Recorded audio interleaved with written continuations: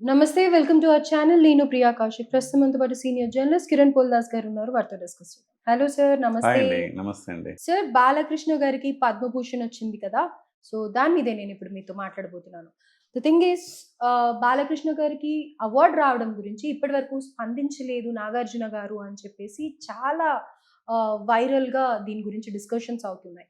ఎందుకంటే పాస్ట్‌లో కూడా బాలకృష్ణ గారు స్టేజ్ మీద మాట్లాడినప్పుడు అక్కినేని, తొక్కినేని అనడం, అలాగే వాళ్ళిద్దరి మధ్యలో ఏదో డిస్టెన్స్ ఉంది అననేసి అంటూ ఉన్నారు. నిజమేనా? అందుకే ఆ డిస్టెన్స్ వల్లనే ఇప్పుడు నాగార్జున గారు కూడా ఏం రెస్పాండ్ కాలేదా? ఏం కామెంట్ చేయలేదా? విష్ చేయలేదా? బేసికల్లీ మీరంటేనే చూస్తున్నాను. నేను చూడలేదు కూడా. అయితే మీరంటున్నట్టుగా ఇద్దరిది 'నందమూరి వర్సెస్ మెగా' ఎట్లా ఉందో ఇప్పుడు, అప్పట్లో 'అక్కినేని నాగేశ్వరరావు వర్సెస్ ఎన్టీ రామారావు' ఆ రకంగా ఉండేది. పోటీ హ్మ్. ఉండేది. విపరీతమైన పోటీ. నంబర్ 1 ఎన్టీ రామారావు గారు. నంబర్ 2 అక్కినేని నాగేశ్వరరావు గారు. ఇద్దరి మధ్య ఆ స్థాయి రైవల్రీ పోటీ ఉండేది. సో, గరికపాటి వారే చెప్పారు. గరికపాటి నరసింహారావు గారే చెప్పారు అప్పట్లో. సో, నేను అక్కినేని నాగేశ్వరరావు గారి ఫ్యాను. రామారావు గారి సినిమాలొచ్చినప్పుడు మేము ప్యాడేసేవాళ్ళం పోస్టర్‌ల మీద. మా అక్కినేని నాగేశ్వరరావు గారి పోస్టర్‌ల మీద ఎన్టీఆర్ ఫ్యాన్స్ ప్యాడేసేవారు.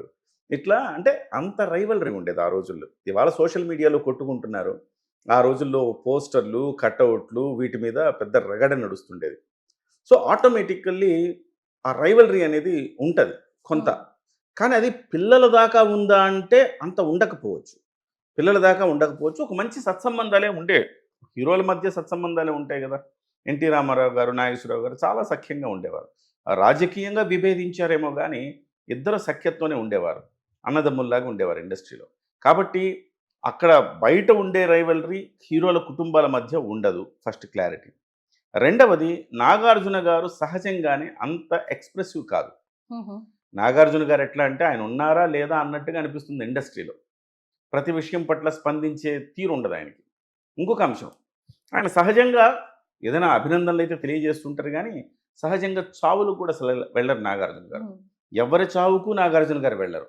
తనకు సెంటిమెంట్ అని, తనలా వెళ్ళనని చెప్తా ఉంటారు. నేను వెళ్లి అక్కడ ఏం చేయాలని నాకు కొంచెం ఇబ్బందిగా ఉంటుంది కాబట్టి, అలాంటి సందర్భాలకు నేను దూరంగా ఉంటానని చెప్తూ ఉంటారు.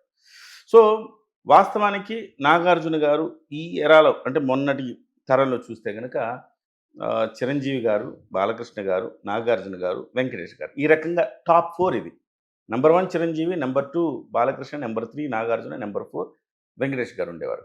అయితే వీళ్ళలో మధ్యలో స్నేహం బాలకృష్ణ గారితో కంటే చిరంజీవి గారితోటి, నాగార్జున గారికి గాని, వెంకటేష్ గారికి గాని స్నేహం ఎక్కువుంటది. ఎస్పెషల్లీ చిరంజీవి గారికి, నాగార్జున గారికి విపరీతమైన స్నేహబంధం ఉంటది. హుహు. అన్నదమ్ముల్లాగా ఉంటారు. నాగార్జున తనను ఒక అన్నయ్యలాగా భావిస్తాడు చిరంజీవి గారిని. ప్రతి అంశంలో, ప్రతి అకేషన్‌లో చిరంజీవి గారు ఉండాలి. చిరంజీవి గారిని తాను పిలుస్తాడు. చిరంజీవి గారు ఉంటే చిరంజీవి గారు తనని పిలుస్తాడు.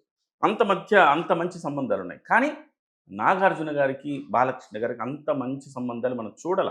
హ్మ్. ఎక్కడ మనం తెర మీద మనం చూడలేదు. వ్యక్తిగతంగా వాళ్ళకి ఎలాంటి బాండింగ్ ఉందో గానీ, బయటకి మాత్రం అంత బాండింగ్ ఉన్నట్టుగా కనపడదు.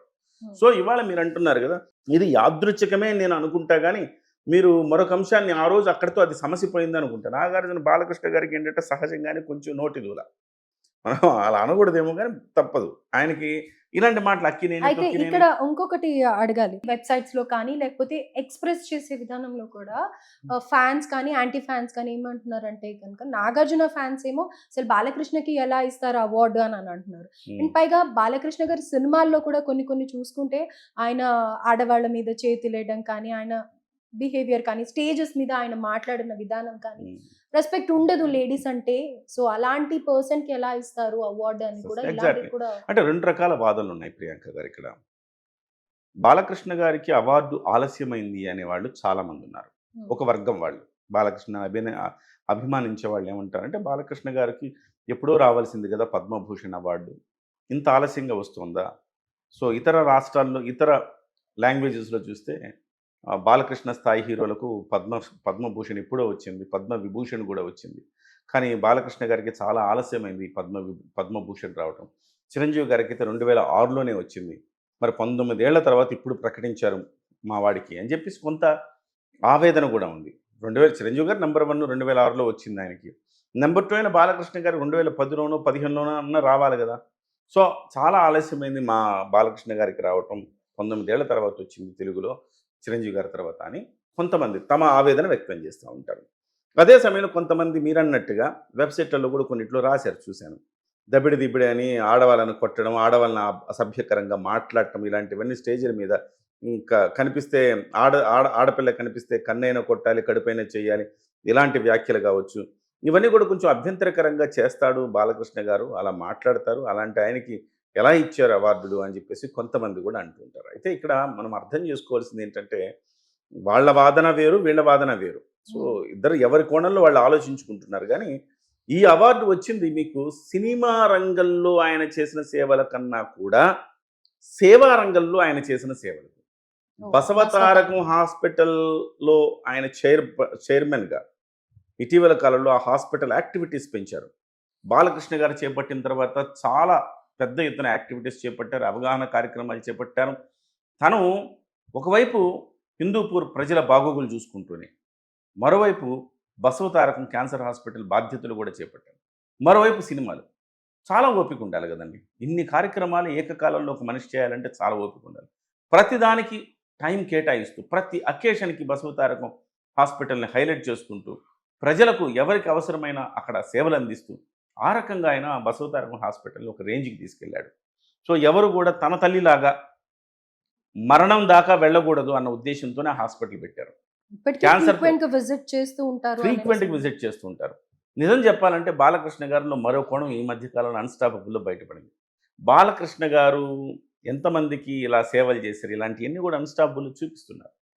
అన్‌స్టాపబుల్ అనే ఒక ప్రోగ్రామ్ ప్రోగ్రామ్. బాలకృష్ణ జీవితాన్ని మార్చిందని చెప్పాలి మనం. హ్మ్. అంతకుముందున్న బాలకృష్ణని మనం ఇవే చూసేవాళ్ళం. కనిపిస్తే ఆడపిల్ల కనిపిస్తే కన్నైనా కొట్టాలి, కడుపైనా చెయ్యాలి. ఇట్లాంటి మాటలు మా బ్లడ్ వేరు, మా బ్రీడ్ వేరు. ఇలాంటివి అంటే ఇవన్నీ కూడా బాలకృష్ణ తెలిసి చేస్తారా? తెలియక చేస్తారా? అందరిని కాస్త అలరించడానికి సరదాగా చేస్తారా? అని పక్కన పెడితే ఆయన ఆ వ్యాఖ్యలు చేయడం కొంచెం ఇబ్బందికరంగానే ఉండేది అందరికి హ్మ్. కూడా. హ్మ్. కానీ ఇవాళ అన్‌స్టాపబుల్ షోలో బాలకృష్ణ అందరితోటి జూనియర్‌ల హీరోలతోటి వాళ్ళతోటి ఆయన మింగిల్ అవుతున్న విధానం కావచ్చు, అందరి పట్ల ఆయన చూపిస్తున్న ప్రేమాభిమానాలు కావచ్చు, ఆయన చేస్తున్న సేవా కార్యక్రమాలు కావచ్చు, ఇవన్నీ బాలకృష్ణలో నెక్స్ట్ మరో కోణాన్ని చూపిస్తూ ఉన్నాయి. హ్మ్. ఇవాళ ఆయనకి అవార్డు వచ్చింది. సేవా రంగం నుంచి ఆయనకు అవార్డు వచ్చింది. ఓహ్! సినిమాల కంటే కూడా ఆయన సేవ చేస్తున్నాడు కాబట్టి ప్రజలకు ఆ సేవా రంగం నుంచి ఆయనకొచ్చింది. వాస్తవం చెప్పాలంటే బాలకృష్ణ గారికి పద్మభూషణ్ నిజంగా కూడా ఎప్పుడో రావాలి. సినిమా రంగం నుంచి మనం పోల్చుకున్నా గానీ బాలకృష్ణ గారు 100కు పైగా సినిమాలు తీశాడు. అనేక రకాల పాత్రలు పోషించాడు. ఒక రకంగా నంబర్ 2గా సినిమా ఇండస్ట్రీలో వెలుగొందాడు. ఇవాళ ఆయన సినిమా 100,00,00,000 సినిమా. ఇవాళ కూడా ఆయన సినిమా తొడగొడితే 100,00,00,000 సినిమా అయితుందా. సో, కాబట్టి బాలకృష్ణ గారికి అవార్డు రావడం పట్ల వివాదాలు చేయాల్సిన అవసరం లేదు. ఆయన దానికి పరిపూర్ణంగా అర్హుడు. బాలకృష్ణ గారికి ఇక మాట్లాడడం అంటారా? అది కొంచెం ఎవరైనా చెప్పాలాయనకి. హ్మ్. హ్మ్. మీరు చాలా ఒక స్థాయికెళ్ళిపోయారు బాలకృష్ణ గారు. మీరు ఇలాంటివి కొంచెం ఆచితూచి మాట్లాడాలి అని చెప్పాలి. అంటే బహుశా ఇంకా చిన్నతనం ఎవర్ ఆ! గ్రీన్ అంటూ ఉంటారు కదా! ఇంకా సో, ఇంకా అలా. ఇంకా ఆయన అల్లరి చేష్టలు లేకపోతే ఇలాంటివి చేస్తా ఉంటారు కాబట్టి, అది కొంచెం మీరు జనాన్ని ఉద్దేశించి మీరు బహిరంగ వేదికల మీద చెయ్యొద్దు అని చెప్పాలి గానీ, స్ అది వదిలేస్తే బాలకృష్ణ గారు పరిపూర్ణమైన అర్హుడు. ఇకపోతే నాగార్జున గారి విషయం అంటే మీకు ఇంతకుముందే చెప్పాను. నాగార్జున గారు వాంటెడ్లీ అలా చేసి ఉంటారని అనుకోను గానీ, నాగార్జున గారు బిజినెస్ మ్యాన్. హ్మ్.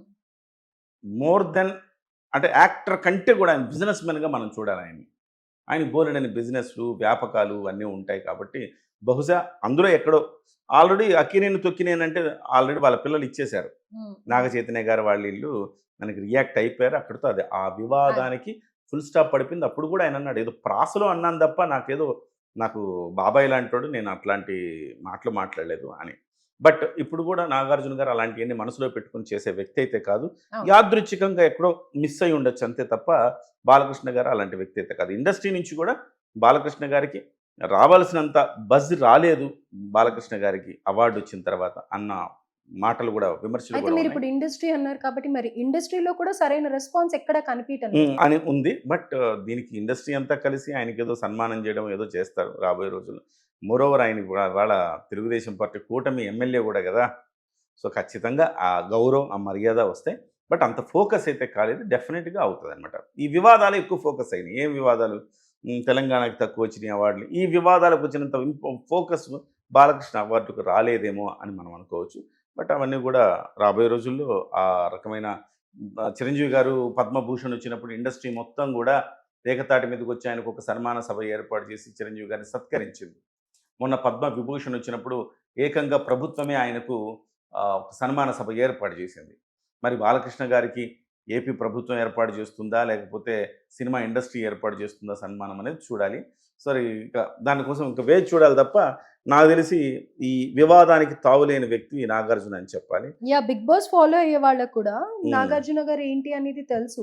ఆయన హ్మ్. మామూలుగా కూడా యూజువల్లీ నేను నా పర్సనల్ లైఫ్ లో కూడా ఇంటర్వ్యూస్ లో కూడా చెప్తూ ఉంటారు.